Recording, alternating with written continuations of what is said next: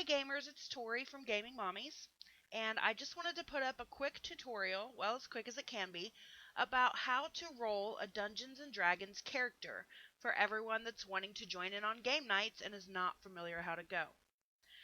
Now, the rules change from DM to DM, that's Dungeon Masters if you're just getting started. But there are basic rules taken straight from the game rules out of the player handbook that I can go over with you so you can at least have a starting point and get a character rolled up and be ready to go when you join a campaign. If you have any questions that aren't answered in this tutorial, ask your dungeon master when you join a game. Alright, so let's get started. You're going to need a few things first. You're going to need a Dungeons & Dragons player handbook.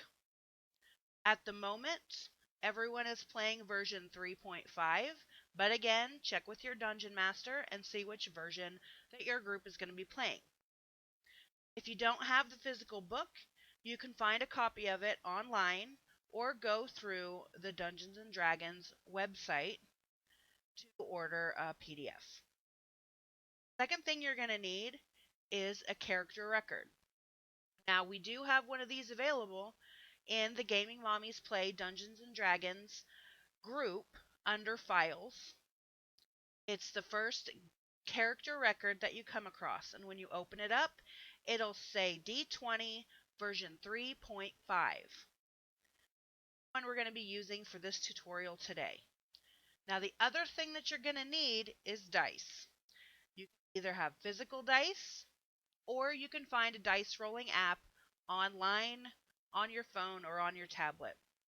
I prefer Dice Bag from the Android Play Store. Right, so here you can see the blank character record, and you can see the 6 scores that I rolled up for my characters. 12, 17, 7, 14, 11, and 18. Right, so earlier I mentioned a rogue. Let's roll up a rogue. Most important ability score for a rogue is going to be dexterity, because there's a lot of prowling around and picking pockets. So our highest score is 18. We're going to put that 18 in dexterity, and you can see that turns the modifier into a 4. Okay, our next important score is charisma for a rogue. Charisma. So we're going to plug in our next highest number, 17. Our next highest number is 14, and we're going to put that into Constitution. Next, we have a 12, and we are at in Intelligence. Next, we have an 11.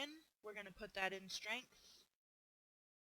Finally, we have a 7 that we will put in because I like rash characters who make bad decisions. They're just more.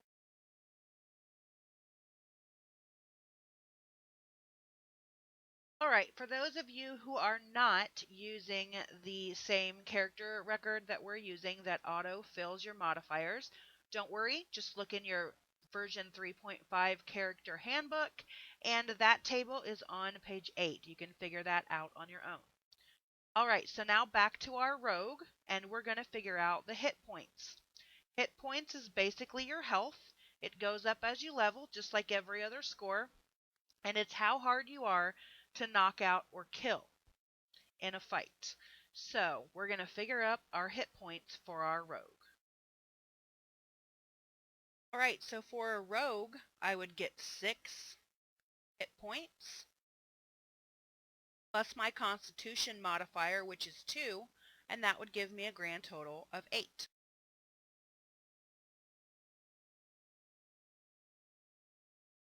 Alright kids, we have a really good start on it. We have a rogue going strong. Now I don't know what kind of character you want to play, so there's really not a lot more I can help with you over a YouTube video. But here's the advice that I will give you. Use your imagination.